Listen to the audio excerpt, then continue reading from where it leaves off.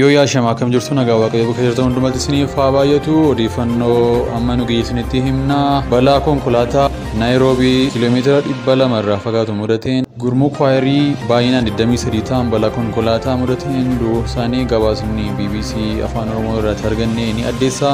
Daawwattoota keenya oduu guutuu isaa amma isin naqqabsine jechuudha. YouTube chaanalii kana subscribe yoo hin goone ta'e gochuu hin dagatina. Keeniyaatti konkolaataan faarfattoota fe'ee cidha deemaa ture laga guutee seenee lubbuun namoota 23 du'uun gabaafamee jira. Balaan kun kan mudate laga Eniziyuu jedhamutti magaalaa guddoo Keeniyaa Naayiroobii irraa gama bahan kiiloomeetira 200 irratti argamu ture.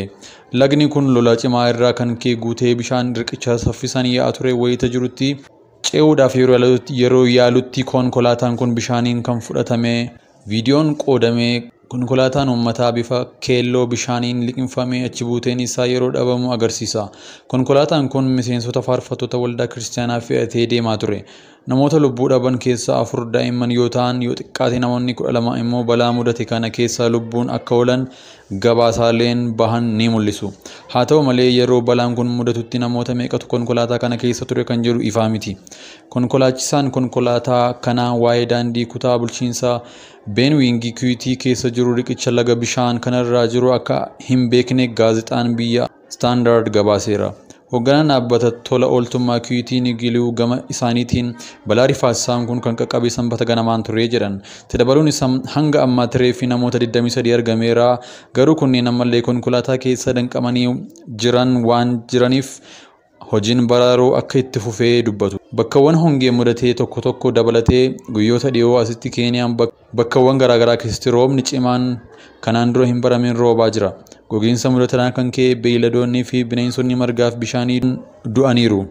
Taajjabbii fi of eeggannoo gochuu qabnu. Dhaggeeffattoota koo jaallatamoo muuxannoof taajjabbii ani karaa kanaa qabu keessumaa yeroo gurmuudhaan baay'annee karaa fagoo tajaajilaaf deemnu keessumaa konkolaataan yeroo deemaa jirutti ogummaa yoo godhanne baay'ee gaarii ta'a. Sababni isaas kadhata konkolaataa keessatti kadhatamutu dogoggora uuma osoo hin taane ogummaa dhabuu keenyatu balaaf nu saaxila. Kadhatii fi faarsaan yeroo konkolaataatiin karaa deemnu yoo tasgabbii fi ogummaa qabaate baay'ee gaarii ta'a. Fakkeenyaaf utuu kadhannu hafuurri hamaan konkolaachisaa sana keessaa yoo iyyee balaan nu quunnamuu mala. Faarsaa osoo faarfannus konkolaataan baalaansii yookaan madaalli isaa gar tokkotti goree nu miidhuu danda'a. Konkolaachisaa jeeqee balaaf nu quunnamuu mala.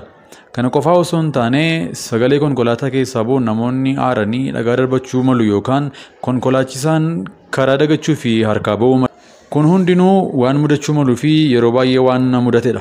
Obboloota koo Waaqayyo ogummaa sababii inni nuuf kenne akka itti fayyadamnuufidha. Nagaan keessan bakka jirtanitti haa baay'atu jecha YouTube chaanalii kana irratti viidiyoowwan barsiisoo yoo hedduu argattu waan ta'eef subscribe gochuun hordofa. Yoo yaashama akkam jirtu hordoftoota keenya kabajamoo chaanalii kanaaf haaraa yoo taatan subscribe gochuu hin dagatinaa. Viidiyoowwan isin akka qaqqabaniif mallattoo bilbilaa kanaa banaa gochuu hin dagatinaa.